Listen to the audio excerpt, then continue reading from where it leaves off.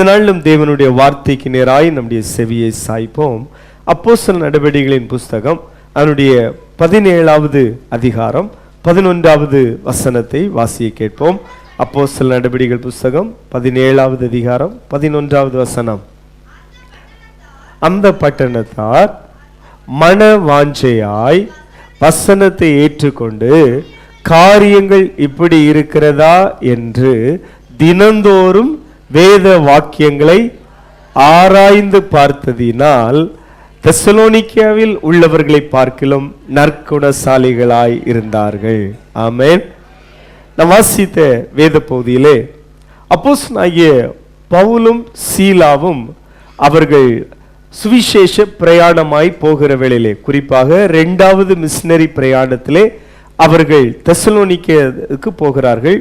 அங்கு வசனத்தை பிரசங்கிக்கிறார்கள். சிலர் ஏற்றுக்கொள்கிறார்கள். எதிர்ப்பின் நிமித்தமாக அன்றைக்கு இரவிலே அங்கிருந்து அவர்கள் பெரேயா பட்டணத்துக்கு வர வேண்டிய ஒரு சூழ்நிலை. தெசலோனிக்கேயிலிருந்து ஒரு 70 கிலோமீட்டர் பிரயாணம் அவர்கள் கடந்துதான் இந்த தேசத்துக்கு வந்திருக்கிறார்கள். வந்து வேத வசனத்தை இங்கே பிரசங்கிக்கிறார்கள். பவுலும் சீலாவும் வேத வசனத்தை பேசும் பொழுது அவர்களுக்கு எல்லா இடமும் போகும்பொழுது சினகாக் இருக்கும். முந்தின வசனத்திலே கடைசி வார்த்தையில் அதை நாம் பார்க்கிறோம். அவர்கள் ஜெப ஆலயத்திலே, யூதருடைய ஜெப ஆலயத்திற்கு போனார்கள்.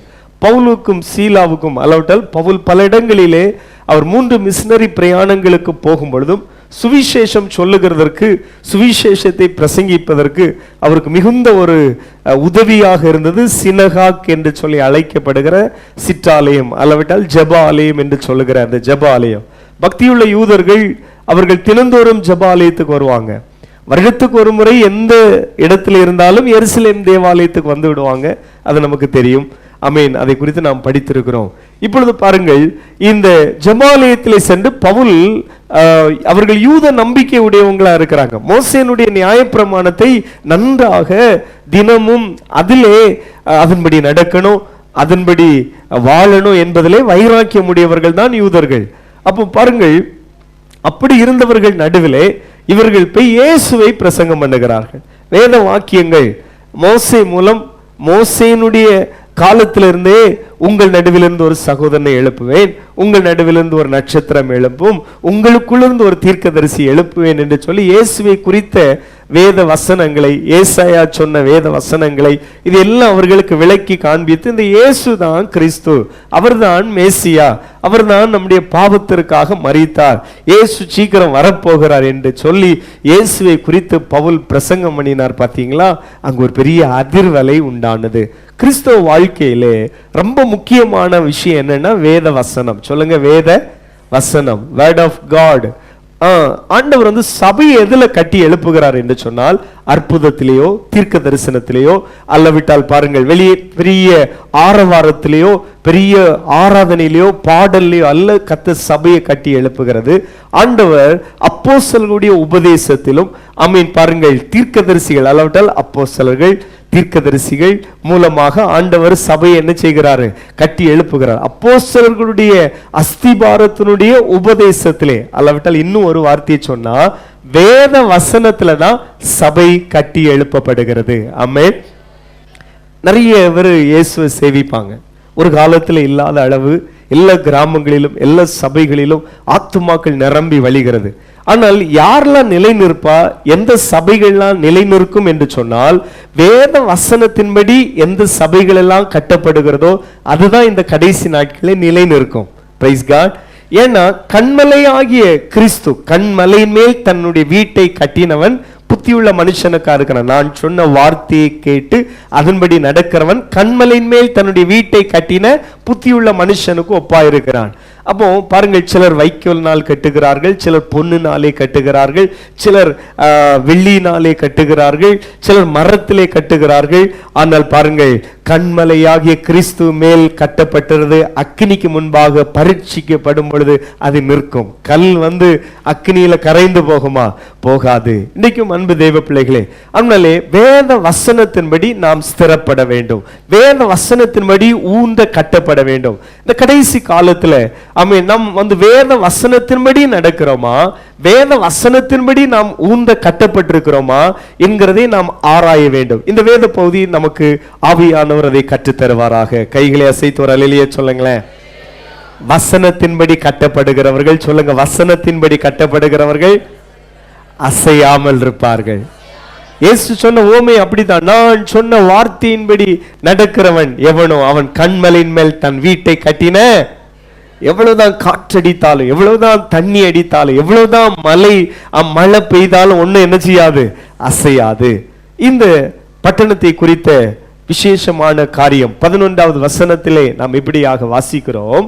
அந்த பட்டணத்தார் மன வாஞ்சையாய் வசனத்தை ஏற்றுக்கொண்டனர். முதல் அந்த ஒரு வார்த்தை எல்லாரும் அறிக்கை பண்ணுமா, வசனத்தை ஏற்றுக்கொண்டனர். வசனத்தை ரிசீவ் பண்றாங்க. சில வீட்டுல போன் அடிக்கும் பார்த்துடுங்க, அது எத்தனை தடவை அடிச்சாலும் எல்லாரும் அந்தந்த வாக்குல போன் அடிக்குது நீ ஒரு ஆள் சொல்லும், அடுத்த ஆள் சொல்லுது நீங்க போய் என்ன செய்யுங்க எடுங்க. அது அடித்து தீந்துரும் பார்த்துடுங்க, மறுபடியும் அடிக்கும், மறுபடியும் யாரோ அடிக்கிறாங்க. அப்படி மாறி மாறி சொல்லுவாங்க. அது யாராவது எடுத்தா உண்டு, எடுக்காட்டு உண்டு. அது ஒரு நல்லதுதான் பார்த்தீங்களா, சோத்திரம். இன்னொரு டைப் இருக்கு பாருங்க, இங்கேயாவது ஒரு வீட்டில் போன் அடிக்கும், இவங்க விழுந்தாலும் பரவாயில்ல, அந்த போனை போய் என்ன செய்யணும் எப்படியாவது. இப்பமாவது பிரச்சனை இல்லை பாருங்க, கிச்சன்ல நம்ம இருந்தா போன் எங்கே இருக்கும், கிச்சன்ல இருக்கும். மாடியிலே நாம் இருந்தால் போன் எங்கே இருக்கும், மாடியில இருக்கும். அது நம்மளை விட்டு விலகாது. நம்ம விலகணும்னு நினைச்சாலும், அது தோட்டத்திலே வேலை செய்தாலும் கூட தான் இருக்கும், அது பாக்கெட்ல இருக்கும். சிலவங்க கழுத்திலே தொங்க போட்டிருப்பாங்க.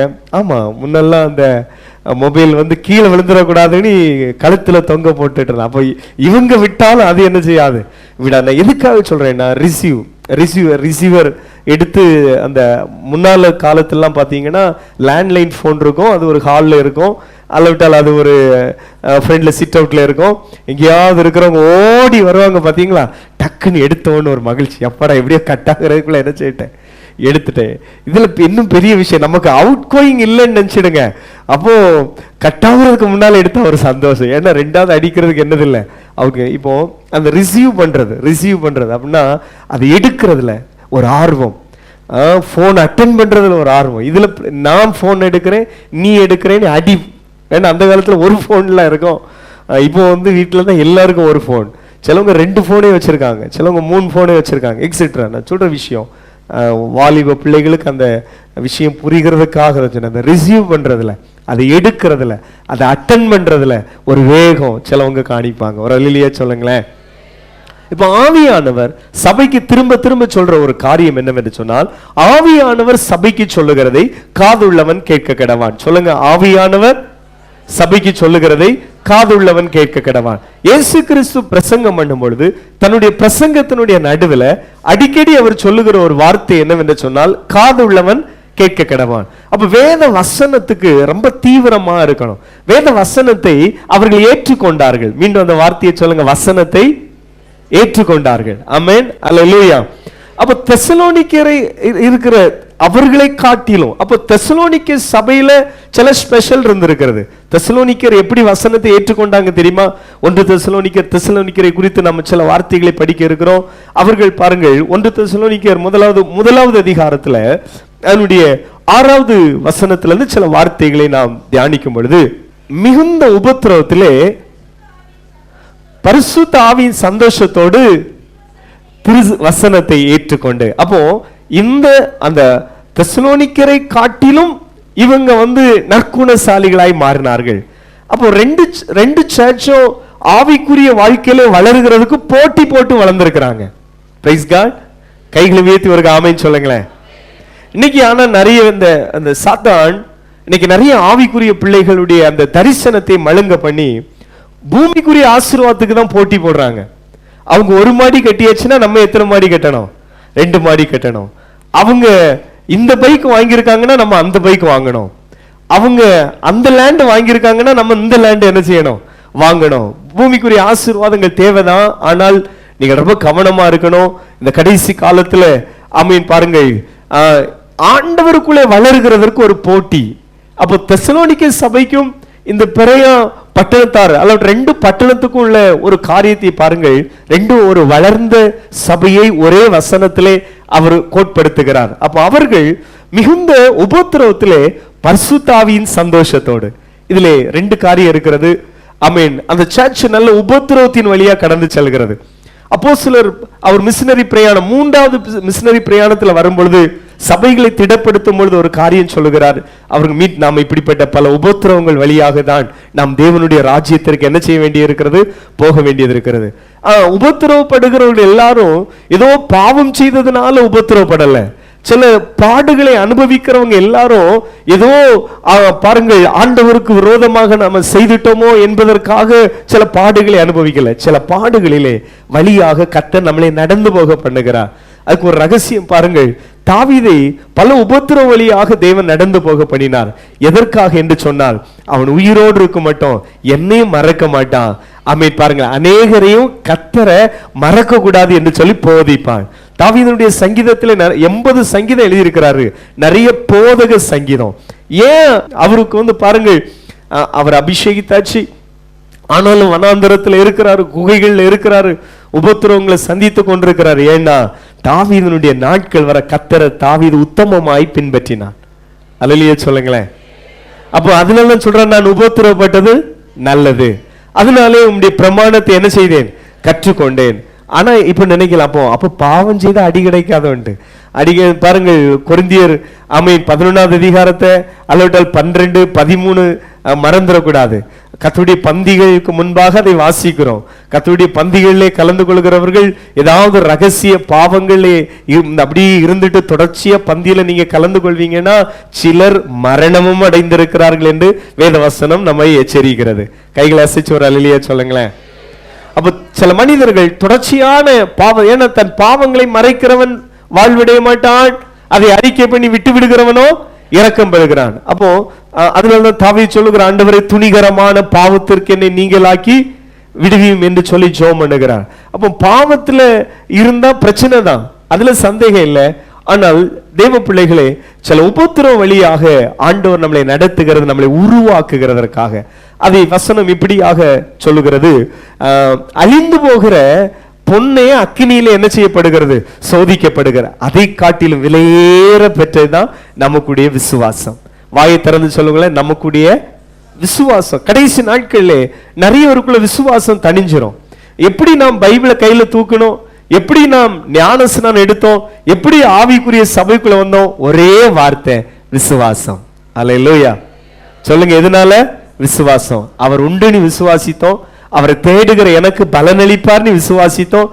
அப்ப யாரையும் பார்க்கல, அப்பா அக்காவை பார்க்கல, தங்கச்சியை பார்க்கல, அண்ணனை பார்க்கல, மாமனை பார்க்கல, மச்சானை பார்க்கல.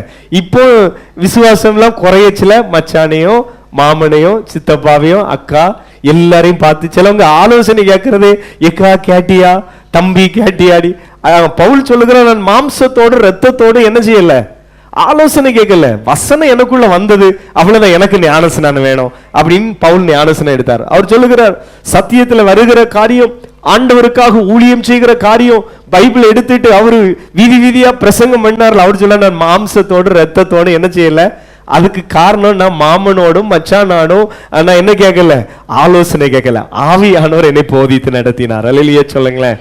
கைகளை அசைத்து ஒரு அல்லேலூயா சொல்லுங்களேன்.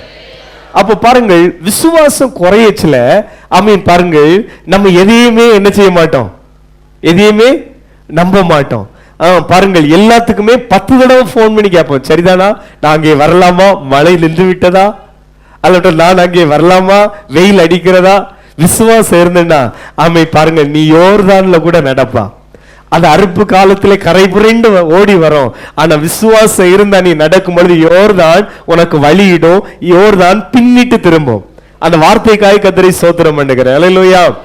வழி விடுகிறங்கிறது இயல்பான காரியம், ஆனா அது பின்னிட்டு திரும்பும்னா, அந்த ஸ்லோப்ல மேல இருந்து பால்ஸ்ல வருகிற தண்ணி கீழே இருந்து மேல போனா அது எப்படி இருக்கும்? தேவ பிள்ளையே, விசுவாசம் உனக்கு இருந்தா யோர்தானும் உனக்கு வழி விடும். கையை தட்டி ஆண்டவரை ஸ்தோத்திரம் பண்ண மாட்டீங்களா? Praise the Lord. Hallelujah. Amen. இந்த கால வேளையிலே அன்பு தேவ பிள்ளைகளே, ஒவ்வொரு விசுவாச பிள்ளைகளும் நம்முடைய விசுவாசம் குறைஞ்சு விடக்கூடாது. சொல்லுங்க, நம்ம எது குறைந்துடக்கூடாது? ஃபெய்த். சாத்தான் தந்திரம், இவளுக்கு இருக்கிற விசுவாசத்தை எடுத்து போடணும். விசுவாசம் தான் என்னை இயேசு சீக்கிரம் வரப்போகிறார் என்று சொல்லி காத்திருக்கிறது. விசுவாசம் தான் ஆமென் அவர் எனக்கு ஒரு வாசஸ்தலத்தை என்ன செய்திருக்கிறார், ஆயத்தப்படுத்தி இருக்கிறார். விசுவாசம் தான் அவருக்காக பாட நம்ம சந்தோஷமா அனுபவிக்க வைக்கும். ஏன்னா நாம் படுகிற ஒவ்வொரு பாடுக்கும் என்ன இயேசு வரும்பொழுது எனக்கு என்னது கிடைக்கும், பலன் கிடைக்கும். அப்போ அந்த ஜனங்கள் மிகுந்த உபத்திரவத்திலே பரிசுத்த ஆவியின் சந்தோஷத்தோடு, அப்ப பரிசுத்த ஆவியான நமக்கு தருகிற ஒரு கிஃப்ட், பிள்ளைங்க கவனியமா, ஒரு சந்தோஷத்தை தருகிறார். அல்லேலூயா. அப்ப சந்தோஷத்தோடு திருவசனத்தை ஏற்றுக்கொண்டார்கள். உபத்திரவத்தில் ஏற்றுக்கொண்டிருக்கிறாங்க. பயங்கர கஷ்டம்.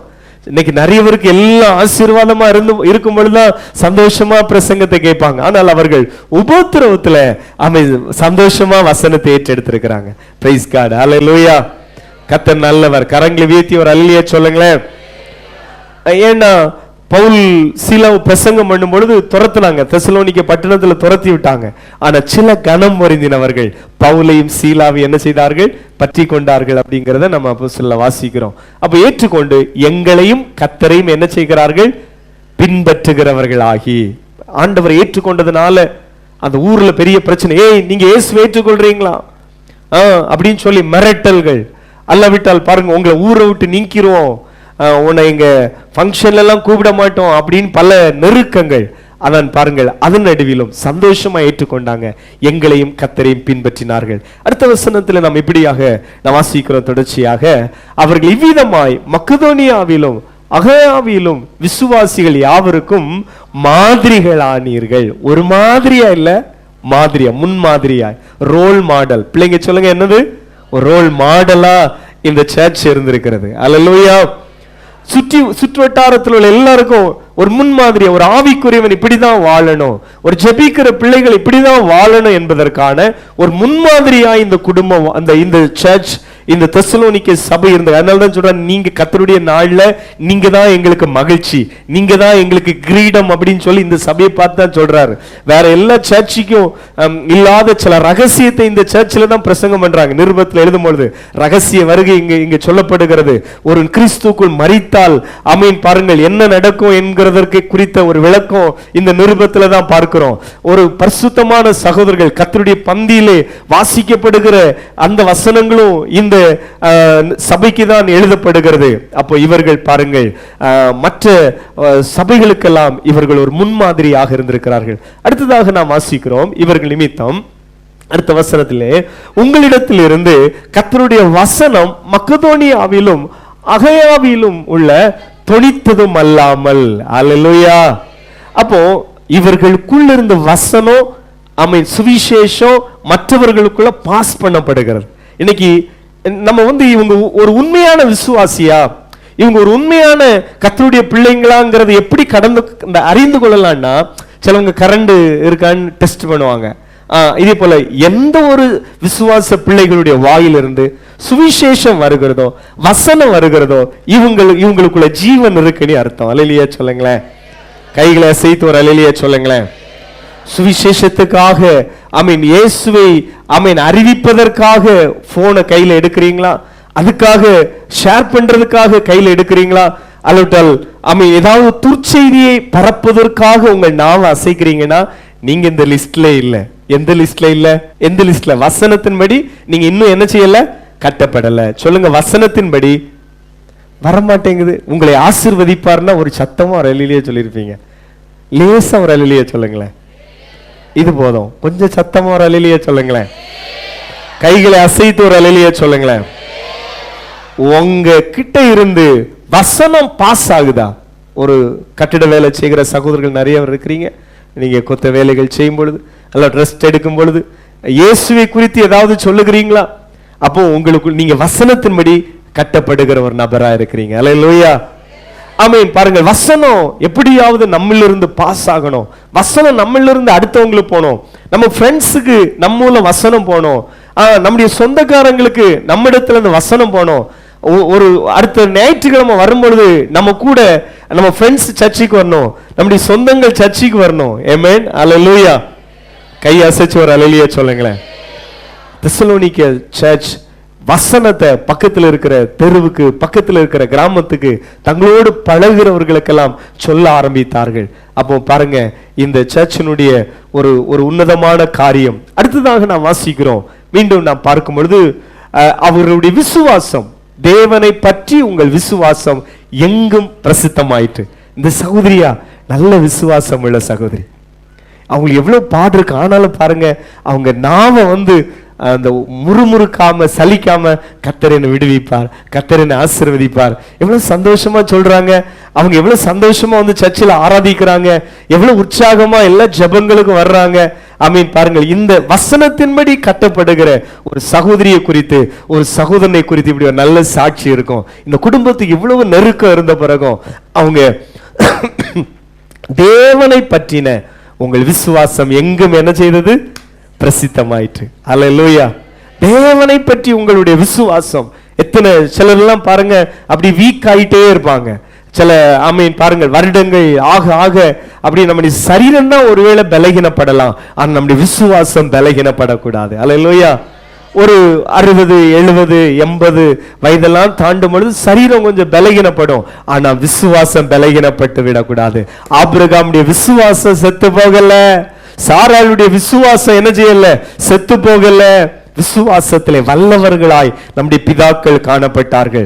அப்போ உபத்திரவத்துல நெருக்கத்துல நாம கொஞ்சம் கூட வேற எதுக்கும் பயன்படுத்தாம கர்த்தரை மகிமைப்படுத்துகிறதற்கு வசனத்தை அது உங்க சொந்த பிள்ளைகிட்ட பேசினாலும் வசனத்தை பேச. எப்படி எத்தனை தாய்மார் அப்படி இருந்திருக்காங்க தெரியுமா?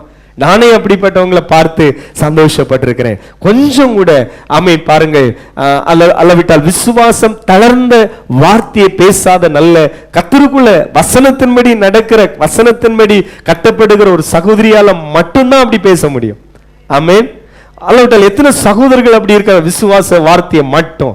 நான் இந்த ஷாத்ராக், மேஷாக், ஆபேத்நேகோ குறித்து ஈஸியா சொல்லிடலாம், ஆனா அவங்க அந்த வார்த்தையை சொல்ல, நாங்கள் ஆராதிக்கிற தேவன் எங்களை விடுவிக்க வல்லவர், வல்லவர். அல்லேலூயா. தப்புவிக்க வல்லவர், எங்களுக்கு ஜெயத்தை தர வல்லவர். பாருங்கள், கர்த்தர் எனக்காக யாவையும் செய்து முடிப்பார். தாவீது, சவுல் தன்னை பின்தொடர்ந்து வரும்பொழுது இந்த வசனத்தை மட்டும் அவர் உறுதியா பற்றி பிடிக்கிறார்.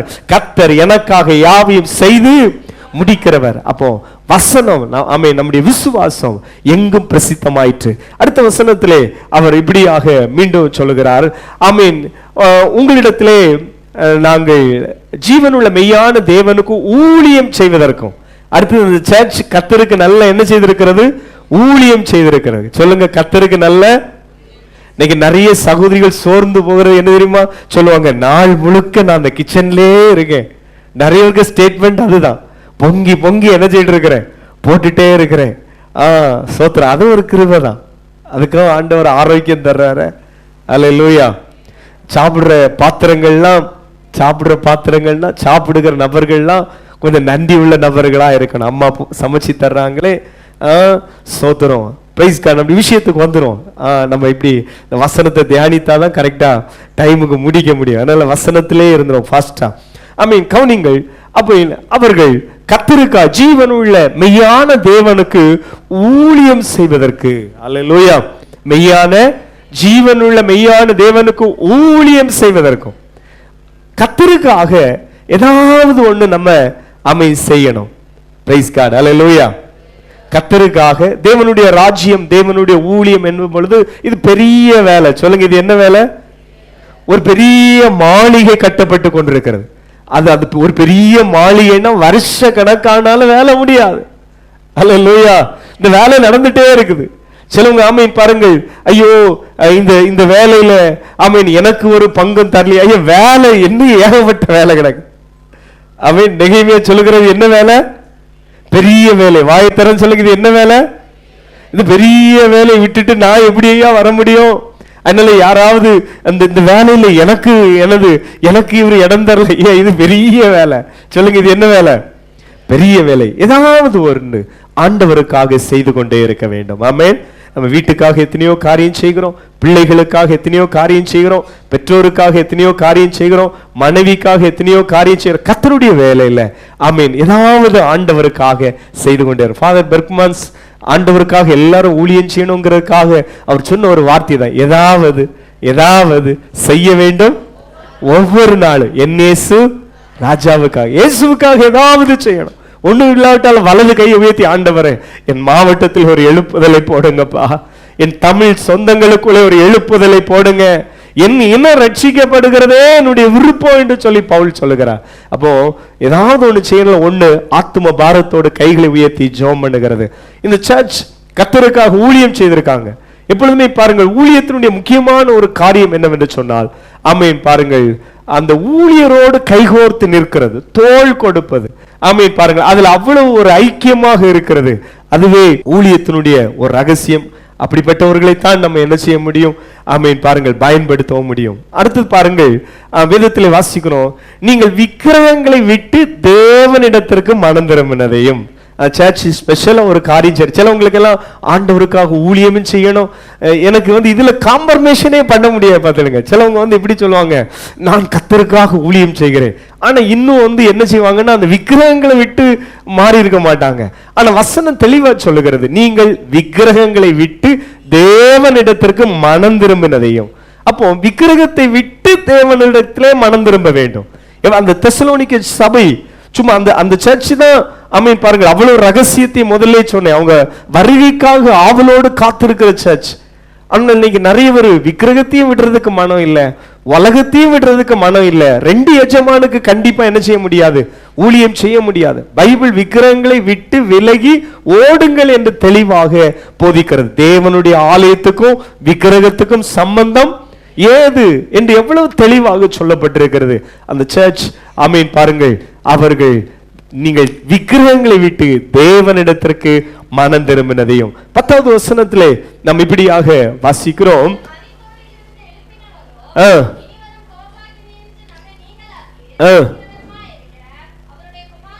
கடைசி லைன், இயேசு பரலோகத்திலிருந்து வருவதை நீங்கள் எதிர்பார்த்து கொண்டிருக்கிறதையும்.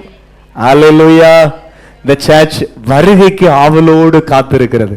ஆமென். தெசலோனிக்க சர்ச் எதுக்கு காத்திருக்கிறது? வாயை திறந்து சொல்லுங்க, எதுக்கு காத்திருக்கிறாங்க? இயேசு கிறிஸ்துவின் வருகைக்கு ஆவலோடு காத்திருக்கிறாங்க. இப்பொழுது வேணாலும் வரலாம். அப்போ இப்படி ஆவலோடு காத்திருக்க சில திடீர்னு ஒரு சம்பவம் சர்ச்சுக்குள்ள நடந்துட்டு பாருங்க. சர்ச்சில் ரொம்ப முக்கியமான ரொம்ப அருமையான நபர்கள் சிலர் மரித்துட்டாங்க. அதுக்குதான் அவர் பிரசங்கம் பண்ணாரு. ஆமென், பாருங்கள், கிறிஸ்துக்குள் மரித்தவர்களை குறித்து மற்றவர்கள் கவலையோடு இருக்கிறது போல நீங்க கவலையோடு இருக்கிறது எனக்கு மனதில்லைன்னு சொல்லிட்டு ஒரு பகுதி எழுதுகிறாரு. என்னது என்று சொன்னால், ஆமென், கிறிஸ்துக்குள் மரித்தவர்கள் தான் முதலாவது என்ன செய்வார்கள்? எழுந்திருப்பார்கள். பின்புதான் உயிரோடு இருக்கிற நாம் மறுரூபமாக்கப்பட்டு எடுத்துக்கொள்வோம். அதனால கிறிஸ்துக்குள் ஆமென் மரிக்கிறவர்கள் பாக்கியவான்கள், அவங்க தான் ஃபர்ஸ்ட் எழும்புவாங்க என்கிற ஒரு விளக்கத்தை அந்த சர்ச்சுக்கு அவர் சொல்லுகிறார். Praise God.